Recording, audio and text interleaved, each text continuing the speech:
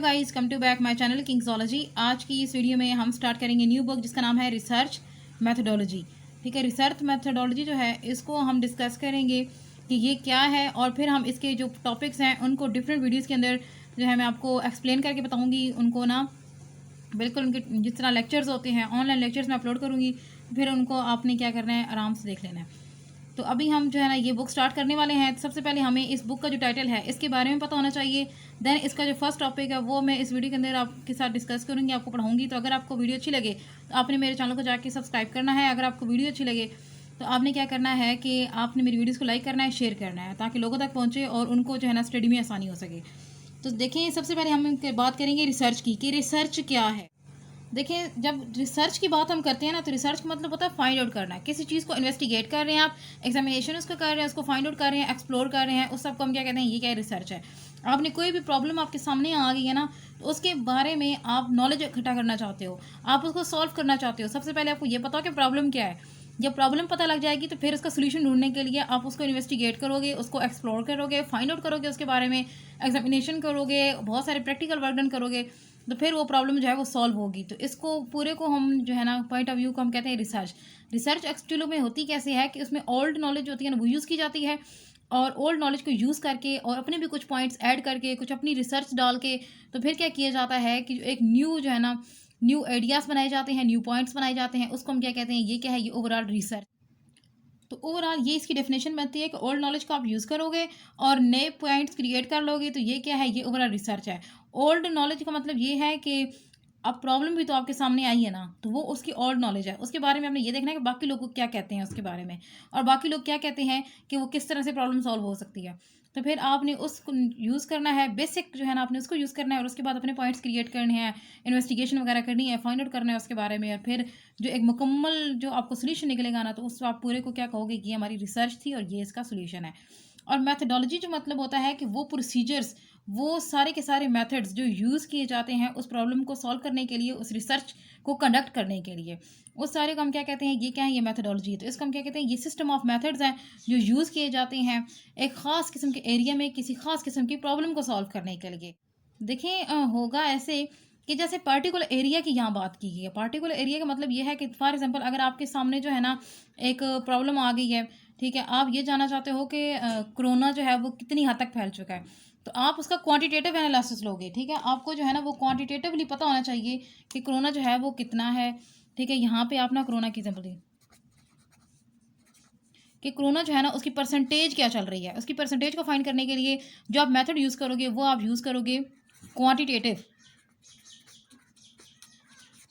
ठीक है, यहाँ पे आप क्वांटिटीज निकाल लोगे कि इतनी डेथ रेट आ जा रही है, ठीक है, इतने लोगों को हो गया, आप नंबर बताओगे उसका। तो ये आपने कौन सा मेथड यूज़ किया, क्वांटिटेटिव मेथड यूज़ किया है क्वांटिटीज़ को आपने फाइंड करने के लिए। तो ये क्या है, ये आपने ये वाला जो है ना मेथडोलॉजी यूज़ की है। तो ये सिस्टम है, मेथड्स हैं, तो उनको हम क्या करते हैं, यूज़ करते हैं एक ख़ास किस्म की प्रॉब्लम को एक ख़ास किस्म के एरिया में सॉल्व करने के लिए। तो अभी मैं आपको बताऊंगी इंपॉर्टेंट्स के ऑब्जेक्टिव्स जो है इनकी इंपॉर्टेंट्स क्या होती हैं। सबसे पहले ये होती है कि ये क्या करते हैं कि हमें ना किसी भी प्रॉब्लम का सोल्यूशन देने में बड़े इनका रोल होता है। ठीक है, सोल्यूशन तक हम इजीली पहुंच जाते हैं इसकी ऑब्जेक्टिव की वजह से। अगर हमें ऑब्जेक्टिव पता होगा ना तो हम इजीली प्रॉब्लम जो है उसको क्या करेंगे, उसको इन्वेस्टिगेट कर सकेंगे, उसका सोल्यूशन फाइंड कर सकेंगे और राइट सोल्यूशन फाइंड कर सकेंगे। ठीक है, ये दूसरा पॉइंट हो गया। और थर्ड ये है कि हमें डायरेक्शन पता लग जाएगी कि हमने किस तरफ जाना है, किस तरफ अपनी रिसर्च जो है ना उसको लेके जाना है। और अगर हमारे पास ऑब्जेक्टिव नहीं होगा तो हमारी जो रिसर्च होगी वो एमलेस होगी, डायरेक्शनलेस होगी। मीन्स की वही बात है कि रोड पे खड़े हो गए हैं, पता नहीं है अभी जाना किधर, ऐसी मुंह उठाए हुए।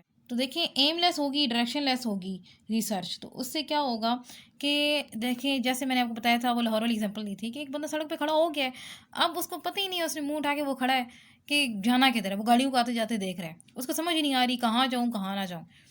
लेकिन अगर वो घर से ही इरादा करके जाए कि मैंने लाहौर जाना है, इतना किराया साथ लेके जाना है, रास्ते में इतनी जगह गाड़ी रुकेगी, वहाँ पे ये खाना खाना होगा, इतना सफ़र होगा, ये वो सारे इंतजाम करके जाए, तो फिर तो वो आराम से काम कर सकता है। लेकिन अगर उसको ना हो, उसको पता ही नहीं है, तो फिर वो कुछ भी नहीं कर सकता। ठीक है, तो बिल्कुल सेम क्या होती है, इसी तरह से ना ये ऑब्जेक्टिव्स भी होते हैं रिसर्च के अंदर। अभी हम देखेंगे उनकी कुछ करेक्टरिस्टिक्स कि इनकी ना कुछ करेक्टर्स वो किस तरह से होती हैं। देखें, इसकी जो करेक्टर्स है ना उसको हम स्मार्ट से शो करते हैं।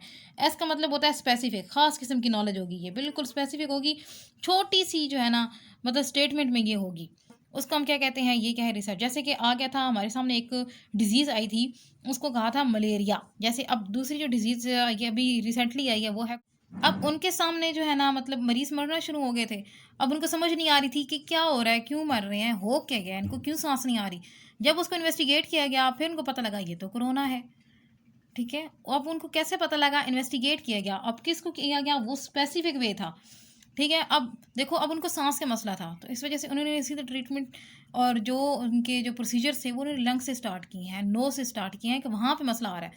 अब वो क्या करते, वो किडनी को चेक करना शुरू कर देते, स्टमक को चेक करना शुरू कर देते। ऐसा तो नहीं ना किया उन्होंने, जिस समय बाकी भी तो पार्ट्स थे, उनको सर्च नहीं किया। उन्होंने जाके सीधा जो है वो लंग्स को देखना शुरू किया, एल्वेओलाई को देखना शुरू किया। बाकी जो स्ट्रक्चर्स हैं उनको देखा है जो कि लंग्स से रिलेटेड थे, नोज़ हो गया, ये फेरिंक्स, लैरिंक्स, ये सारा उन सबको देखा उन्होंने, ट्रैकिया को देखा उन्होंने कि वहाँ पे क्या मसला आ रहा है, ये किस तरह का जरासीम है जो इस तरह लोगों के अंदर फैल जाता है और किस तरह कॉन्टैक्ट करता है। तो वो क्या था, वो स्पेसिफिक था, ठीक है? वो स्पेसिफिक था, एक ख़ास किस्म के लिए था। जो सेकंड पॉइंट है वो ये कि मेजरेबल, कि ये जो डिज़ीज़ थी ये मेजरेबल थी, क्योंकि आप इसमें पेशेंट्स को काउंट कर सकते थे, कितने पेशेंट्स जो है ना वो मतलब इसके कोरोना के हैं और कितने पेशेंट्स की डेथ हो चुकी है, कितने पेशेंट्स जो है वेंटिलेटर पे हैं। तो ये जो चीज़ थी, ठीक है, ये मेजरेबल थी, रियलिस्टिक भी थी। रियलिस्टिक मतलब ये हकीकत बात थी, ये कोई झूठ फ्रॉड नहीं था कि ऐसे ही किसी ने मनगढ़ंत कहानी बनाई और बता दी। नहीं, ऐसा कुछ नहीं था, बल्कि ये रियल बात थी, हकीकत थी। और इसमें क्या था कि जितने रिज़ल्ट थे वो अटेनेबल थे, ठीक है? मतलब आपको रिज़ल्ट सामने नज़र आ रहे थे, आप किसी भी हॉस्पिटल में जाके रिज़ल्ट्स को ले लेते थे।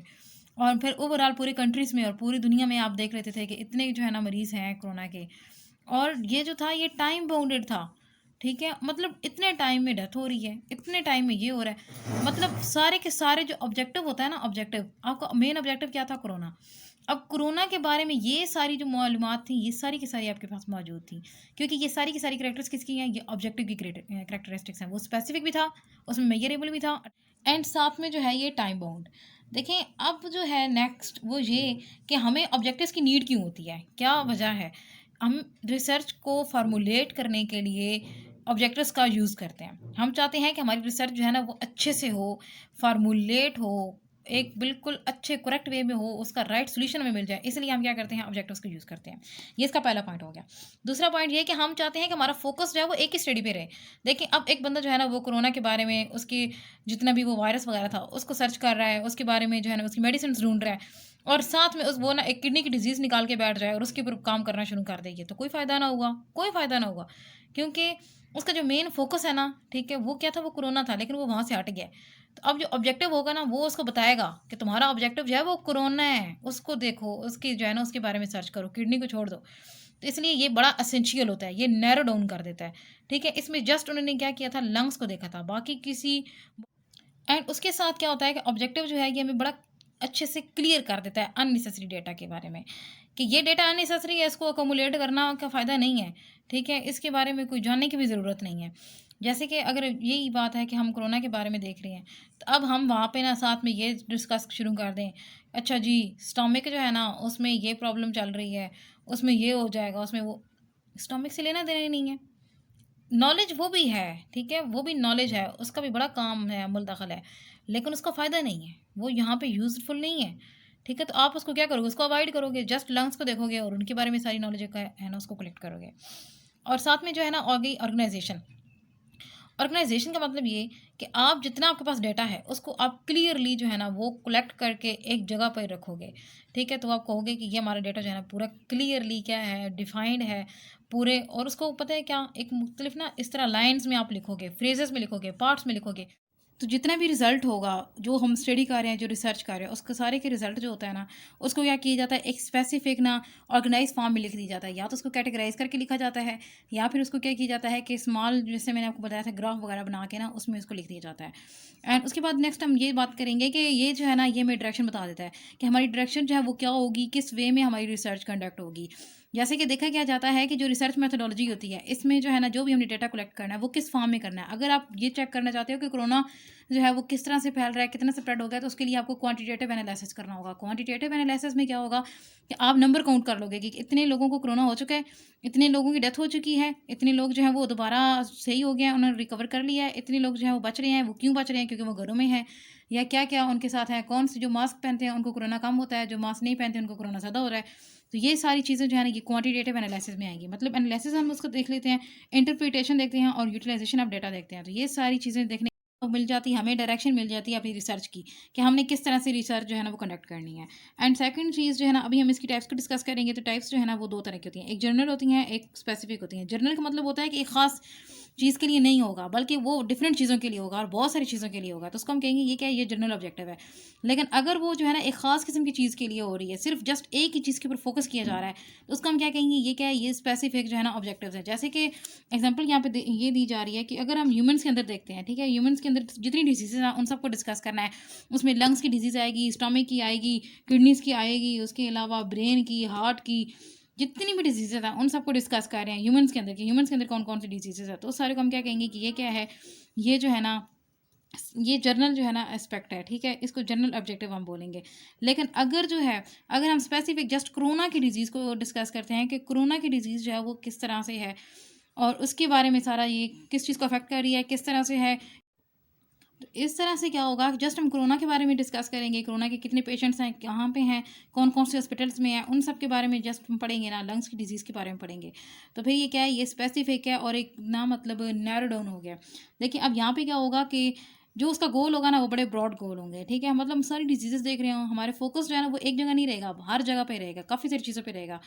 और इधर क्या होगा, गोल जो है वो नैरो हो जाएगा और जो फ़ोकस है वो भी जो है हमारा बिल्कुल एक ही जगह पे रहेगा, एक ही जगह टिका रहेगा। उससे हमें पता लगेगा कि यहाँ पे ये काम होना चाहिए, ये काम नहीं होना चाहिए। तो ये क्या है, ये ओवरऑल स्पेसिफिक है। यही इसकी चीज़ की डेफिनेशन में भी आएगा और यही इसके पॉइंट्स भी आएँगे। तो अभी हम जो है ना इन दोनों के कुछ ख़ास किस्म के जो करैक्टर्स हैं उनको डिस्कस करेंगे। तो देखिए सबसे पहले जो है वो है कि जो हमने पढ़ा है ना, जर्नल ऑब्जेक्टिव में जो गोल होगा वो बहुत बड़ा होगा, ठीक है? और बहुत बड़ा गोल होने की वजह से क्या होगा कि उसमें जो डेटा है ना वो भी बहुत ज़्यादा होगा और जो फोकस होगा ना वो भी ब्रॉड होगा, बहुत सारी चीज़ों पे ध्यान देना होगा। लेकिन इसमें क्या होगा कि इसमें जो गोल है वो नैरो होगा और फोकस भी नैरो होगा, ठीक है? दोनों में आपने क्या करना होगा, इतना लंबा चौड़ा आपको ध्यान देने की ज़रूरत नहीं है, जस्ट आप एक ही चीज़ पे फोकस करो और उसी के बारे में जो है ना वो चीज़ सर्च करो। एंड नेक्स्ट जो है, इसमें जो दूसरा पॉइंट आता है वो ये है कि आपको क्या करना होगा, जो जर्नल ऑब्जेक्टिव्स हैं, ठीक है, उनको आपने स्टडी करना है ना, तो इस वजह से आपको क्या करना होगा, जो रिसर्चर होगा उसको क्या करनी होगी, अपनी स्टडी बहुत बड़ी करनी होगी, ठीक है? और उसको अपनी स्टडी के मुतल्लिक जो है ना बहुत ज़्यादा अब नॉलेज होनी चाहिए, बहुत सारी चीज़ें पता होनी चाहिए एंड डिफरेंट एस्पेक्ट्स जो है ना उनको वो स्टडी करेगा। मतलब अगर लंग्स की डिजीज़ है तो वो किस तरह से है, क्यों। दूसरे में ये देखा जाएगा कि उसको अगर है स्टोमक की डिजीज़ है तो वो किस तरह से, क्यों है, किस तरह से स्प्रेड हो रही है।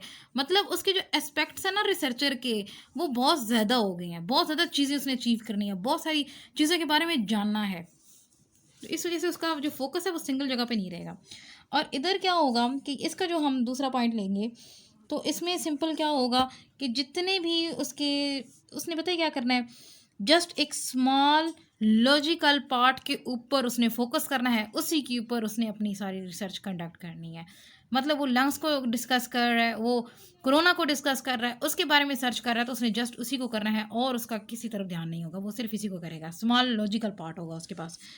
एंड इसका जो थर्ड अगर हम देखें तो यहाँ पे क्या है कि इसने क्या करना है, इसकी ना हम ये एक एग्जांपल यहाँ पे दी गई है। वैसे तो मैंने आपको डिजीज़ और कोरोना की एग्जांपल दी है, अगर एक अनदर एग्जांपल हम देते हैं तो उसमें क्या, एक और एग्जांपल देंगे ये इंग्लिश स्टूडेंट्स के लिए, क्योंकि ये जो रिसर्च मेथोडोलॉजी होती है ये बहुत सारे, तकरीबन सारे स्टूडेंट्स पढ़ते हैं। मैं अब जोलॉजी की हूँ तो अब मेरा जो है ना वो डिजीज़ हो गई, ठीक है, या फिर इस तरह की मतलब ह्यूमन से रिलेटेड जो चीज़ें हैं ना उनके बारे में, या एनिमल से रिलेटेड जो चीज़ें हैं उनके बारे में डिस्कस करना ज़रूरी है। लेकिन अगर ये इंग्लिश वाले देखते हैं तो उनके लिए क्या है कि देखें, आप क्या डिस्कस कर रहे हो कि आप पॉवर्टी को देखना चाहते हो, ठीक है, आप ये देख रहे हो कि पॉवर्टी का एजुकेशन पे क्या असर है, ठीक है। ये इंग्लिश वाले या जो भी कोई और हैं स्टूडेंट्स हैं तो वो जो है ना ये इस तरह की चीज़ें जो है वो पढ़ेंगे, डिस्कस करेंगे। उनकी एग्जांपल जो है ना ये इस तरह से आएगी रिसर्च मेथोडोलॉजी के अंदर, ऑब्जेक्टिव के अंदर, कि आपने देखना है पॉवर्टी, ठीक है, पॉवर्टी आपका मेन टॉपिक है और आपने क्या करना है, पॉवर्टी के बारे में सारी चीज़ें जाननी है और आप ये जानना चाहते हो कि पॉवर्टी का एजुकेशन पे क्या असर है। फिर बहुत सारे असरात आ जाते हैं, पॉवर्टी की वजह से लोग नहीं पढ़ पाते, क्यों नहीं पढ़ पा रहे, क्या क्या मुश्किलात आ रही हैं, उनकी हुकूमत का वहाँ पे क्या रोल आ रहा है, ठीक है, और उनके जो पेरेंट्स हैं उनका क्या रोल है, मोहल्ले वालों का क्या है। तो इस तरह से ना मतलब उनके पेरेंट्स का, उनके टीचर्स का और आसपास के माहौल का और वहाँ के जो स्कूल्स हैं उनका, मतलब ओवरऑल क्या असर है, ठीक है, वो सारा का सारा हम एजुकेशन पे ना देखेंगे। ये सारा का सारा उसके जर्नल में आएगा, बहुत ब्रॉड लेवल पे आएगा। लेकिन अगर हम जो है ना इसके थर्ड पॉइंट में देखते हैं, ठीक है, जो स्पेसिफिक है, तो यहाँ पे आप सिर्फ ये देख लोगे कि ऐसी कौन सी चीज़ है जिसने पॉवर्टी फैलाई हुई है, ठीक है, सिर्फ उस चीज़ को डिस्कस करोगे। वहाँ पे किसी का असर क्या हुआ, कैसे हुआ, नहीं, जस्ट ये देखेंगे कि गरीब क्यों है, वजह क्या है गरीबी में, ठीक है, वो कौन किसकी वजह से जो है ना वो लोग गरीब हो रहे हैं, पॉवर्टी उनके अंदर ज़्यादा आ रही है, गुर्बत ज़्यादा आ रही है, ठीक है, तो इस चीज़ को हम देख लेंगे। लेकिन अब हम देखेंगे कुछ मेथड्स, कि मेथड्स जो है ना वो कौन से हैं जिनको हम क्या करेंगे कि किसी भी ऑब्जेक्टिव्स जो होते हैं उनको स्टेट करने के लिए हम यूज़ करेंगे। सबसे पहला ये है कि आपको क्या करना होगा, ऑब्जेक्टिव बड़ा ही ना अच्छे तरीके से प्रेजेंट करना होगा। तो आपको ना ब्रीफली पता होना चाहिए, कॉन्साइजली पता होना चाहिए, प्रेजेंट कर लेना है आपने सबसे पहले अपने ऑब्जेक्टिव को, ठीक है। जब भी आप कोई काम करना चाहते हैं तो आप सबसे पहले जो है ना वहाँ पे आपने देखा होगा जो बड़े लोग होते हैं, ठीक है, जिन्होंने बहुत बड़े बड़े प्रोजेक्ट्स पे काम करना होता है, बिजनेसमैन होते हैं, तो वो सबसे पहले एक बोर्ड लगाते हैं, बोर्ड के ऊपर जो है ना दरमियान में उनका ऑब्जेक्टिव लिखा होता है। इसी तरह को जो पुलिस में जो लोग होते हैं या किसी केस को फाइंड करना होता है, दरमियान में ऑब्जेक्टिव लिखते हैं, साथ में छोटी छोटी चिटें जो रहती हैं ना बना बना के ना, इस तरह चिट्स वो लगाते जाते हैं, भाई ये इसके साथ मिलता है, ये इसके साथ मिलता है, क्यों है, कैसे है, ये केस इधर गया, इसको इधर मिलाओ, इसको यहाँ मिलाओ, ऐसे करके ना वापस में इन्होंने चार्ट्स बनाए हुए, दरमियान में इनका ऑब्जेक्टिव लिखा होता है क्लियर फॉर्म में कि अगर किसी का कत्ल हो गया तो वो क्यों हुआ है, किस तरह हुआ है, तो ये बाकी पॉइंट्स कौन कौन एस्पेक्ट्स में कौन कौन जो है ना वो कत्ल कर सकते हैं, ये सारा कुछ। तो बिल्कुल इस तरह से आपको ऑब्जेक्टिव जो है ना बहुत अच्छे से क्लियर होना चाहिए, आपको पता होना चाहिए कि आपने जो है ना सर्च किसको करना है, जैसे कि अगर कोरोना को सर्च करना है तो वो आपको पता होना चाहिए। नेक्स्ट जो चीज़ है, नेक्स्ट में आप क्या करते हैं कि आपको प्रॉब्लम पता हो और प्रॉब्लम के इर्द गिर्द जितनी भी चीज़ें हैं, ठीक है, प्रॉब्लम क्यों है, कैसे है, किस तरह फैली, कितने लोग अफेक्ट हुए, ये सारी नॉलेज आपको होनी चाहिए। प्रॉब्लम से रिलेटेड सारे जितने एस्पेक्ट्स हैं वो सारे के सारे पता हों। थर्ड जो है वो ये कि आपको जो है ना मतलब जो कुछ रियलिस्टिक होना चाहिए, जो भी है रियलिस्टिक हो, मतलब वो एक्चुअल में भी हो, ऐसी हवाई बातें नहीं करनी, ख्वाबों में बातें नहीं करनी, वो क्या पंजाबी में कहते हैं शापर शापर उड़ाना, इस तरह से, तो वो काम नहीं करना। जो भी हो वो रियलिस्टिक हो, ठीक है, वो रियल लाइफ में चीज़ काम कर रही हो, वो यूज़ हो रही हो, या फिर उसका अफेक्ट्स वगैरह हो। तो इस तरह जब कोरोना जो थी वो अब रियल लाइफ में थी, बहुत से लोग अफेक्ट हुए थे, बहुत से लोगों की डेथ हुई थी, ठीक है, एंड अभी भी हो रही है। तो ये जो है ना ये क्या है, ये रियलिस्टिक है, आपकी जो चीज़ होगी ना वो रियलिस्टिक होनी चाहिए। और फोर जो पॉइंट आता है वो ये कि यहाँ पे आपने क्या करना, एक्शन वर्ब्स जो है ना वो यूज़ करने होंगे, ठीक है, एक्शन वर्ब्स यूज़ करने होंगे किसी भी रिसर्च को कंडक्ट करने के लिए। और उसके ऑब्जेक्ट, जैसे कि अगर आप जो है ना नॉलेज कलेक्ट करना चाहते हो तो आप डिफाइन का वर्ब यूज़ करोगे, डिस्क्राइब का करोगे, ड्रा का करोगे, ठीक है, किसी भी चीज़ को डिफाइन कर लिया, ठीक है, उसकी डेफिनेशन वगैरह देख ली, उसकी मीनिंग्स वगैरह देख लिए, फिर उसकी डिस्क्रिप्शन दे दी, भाई ये क्या है, कैसे स्प्रेड हुई, ये सारा कुछ।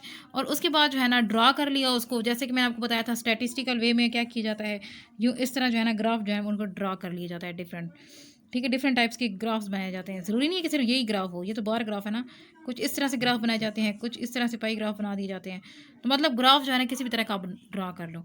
दूसरा ये कि एप्लीकेशन में आप क्या करोगे, उसको ऐड कर लोगे किसी जगह पे अप्लाई करो लगे, और यहाँ पे ना उसको कैलकुलेट कर लोगे, तो ये सारा एप्लीकेशन में आएगा। ये 3 वर्ड्स आपको वहाँ पे यूज़ करने पड़ेंगे, बार बार यूज़ करने पड़ेंगे।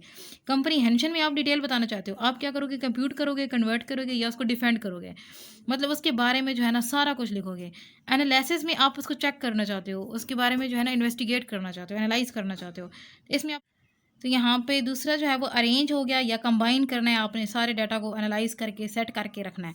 सिंथेसिस में आपने उसको बड़ा करना है, ठीक है, कैटेगराइज कर दें, ठीक है, कैटेगरी बना दें, ऐसे ना ए बना दी है, ठीक है, पहले ना आपने ये किया है कि ये वाला ए बना दिया बड़ा, फिर उसको फर्दर कैटेगरी में इस तरह कर दिया है, फिर उसको इस तरह कैटेगराइज कर दिया है, ठीक है, या उसको इस तरह कैटेगराइज कर दिया है, या फिर मतलब ना इस तरह से आप उसको क्या करोगे, कैटेगराइज करते जाओगे, ठीक है, उसकी कैटेगरीज बनाते जाओगे। आपने उसको लेंथी करना है और बिल्कुल सेट करके लिखना है, उसको कंबाइन कर लोगे या कंपाइल कर लोगे, कंपोज कर लोगे, तो ये सारा सिंथेसिस में आपने को ये वर्ड्स यूज़ करने पड़ेंगे। अभी हम देखेंगे कि रिसर्च के अंदर ऑब्जेक्टिव्स जो है ना वो किस तरह से रोल प्ले कर रहे होते हैं, ठीक है, जिसको हम ना एक तरह का कंक्लूजन देंगे, या एक तरह का ना हम सारी चीज़ें जो है उनको अब लास्ट टाइम एक्सप्लेन करेंगे कि किस तरह से। बाकी जो पूरा टॉपिक है वो मैंने आपको समझा दिया, पढ़ा दिया। तो देखें कि सबसे पहली बात यही है कि हम क्या करते हैं, किसी भी फिनोमेना को या किसी भी अचीवमेंट के लिए, किसी भी चीज़ के लिए हमारा सबसे पहला ऑब्जेक्टिव क्लियर होना बड़ा ज़रूरी है। ठीक है, अगर हम चाहते हैं कि हम ना कोई अचीवमेंट करें, ठीक है, कोई चीज़ फाइंड कर लें, किसी चीज़ के या कोई फिनोमेना जो है या किसी भी चीज़ को ना हम देख लें, फाइंड कर लें, रिसर्च कर लें, तो उसके लिए ऑब्जेक्टिव होना बहुत ज़रूरी होता है। सबसे पहली चीज़ होगी। दूसरा ये कि हमें ना उसकी कैरेक्टरिस्टिक्स जो है ना ऑब्जेक्टिव की, वो पता होनी चाहिए। हमें पता होना चाहिए सिचुएशन क्या है उस टाइम उस ग्रुप की जिसके ऊपर हम काम करना चाहते हैं। थर्ड पॉइंट ये होता है कि हमें जो है ना फ्रीक्वेंसी पता हो। फ्रीक्वेंसी का मतलब यही है कि हमें नंबर्स पता हो। ठीक है, नंबर्स कितने आ रहे हैं, उसकी फ्रीक्वेंसी जो है वो कितनी आ रही है, कितने लोग अफेक्ट हो रहे हैं कोरोना से। ठीक है, और साथ में जो है हमें जो है ना जो भी चीज़ हो वो ट्रुथ हो और फैक्ट हो। ठीक है, उसमें कोई झूठ वगैरह ना हो, जैसे कि मैंने आपको बताया था पीछे कि रियलिस्टिक होता है। ठीक है, अगर आपने टेस्ट करना है हाइपोथेसिस को, तो इसके लिए आपको काजेज भी पता होने चाहिए और उसके फैक्ट्स पता होने चाहिए। तो ये भी सारी जो है ना, ये भी उसके ऑब्जेक्टिव्स में आता है कि ये मेन ऑब्जेक्टिव्स हैं किसी भी रिसर्च के, कि आपको ये चीज़ें मालूम हो। और अगर आप जो है ना सोशल लाइफ को अंडरस्टैंड करना चाहते हो, ठीक है, किसी कोई ऐसी रिसर्च है जो कि आप लोगों के दरमियान जाके करना चाहते हो, तो उसके लिए भी आपको जो सोशल बिहेवियर है, लोगों का क्या रवैया होगा, लोग क्या इस तरह की बात करेंगे आपके साथ, किस तरह से आपको हो सकता है वो आपको नुकसान पहुंचाए, तो ये भी जो है ना इसमें सोशल रिसर्च में आपने ये बड़ा ध्यान रखना होगा। ठीक है, एंड जो है आपके पास ओल्ड डाटा है, ठीक है, तो आपने ओल्ड कंक्लूजन्स जो है ना उनको भी निकालना होगा और न्यू डाटा जो है ना वो अपना आपने बनाना होगा। और उसके बाद देखेंगे कि आप जो है किस तरह से क्या करेंगे, न्यू कंक्लूजन जो है ना वो फाइंड करते हैं, न्यू डेटा निकालते हैं और उसमें से भी फिर अच्छे और रिजल्ट निकालते हैं, और जितना डेटा है उसको यूज़ कैसे करते हैं। कोई भी चीज़ करनी है ना, तो आपके पास पहले से उसके जो है ना डेटा वो अवेलेबल होना ज़रूरी है। ठीक है, जो आप कंडक्ट कर रहे हो, मतलब ओल्ड नॉलेज उसके लिए होना बहुत ज़रूरी है, वो आप होगी तो देन आप काम करोगे। एंड उसके बाद नेक्स्ट जो है वो ये कि आप जो है ना मतलब कुछ ऐसी चीज़ें हैं जो कि अनएक्सप्लेन्ड थी ओल्ड डाटा के अंदर, आपने उसको बड़े अच्छे तरीके से एक्सप्लेन करना है। ठीक है, आपने उन्हीं के पॉइंट्स को उठाना है, उठा के उनके बारे में सारी इन्फॉर्मेशन दे देनी है। तो इसमें जो 11वां पॉइंट आ जाता है वो ये कि आपने क्या करना है, जितनी भी आपकी रिसर्च होगी वो फॉरवर्ड होनी चाहिए, वो आगे की तरफ जाती हो, ना कि पीछे की तरफ जाती हो, और अपनी ही एक न्यू थ्योरी जो है ना वो आपने बना लेनी है। एंड जो पॉइंट नंबर 12 है उसमें ये होगा कि आपने जितनी भी स्टडी है, ठीक है, वो आपकी ना जो एक स्टडी एरिया है उसी के इर्द गिर्द रिवॉल्व करे। ठीक है, ये स्टडी एरिया ना कोरोना, तो उसी के इर्द गिर्द घूमे, ऐसा नहीं कि आपकी स्टडी जो है ना वो घूमते घूमते कहीं और ही चली जाए और जो बेसिक काम था, जो बेसिक मकसद था।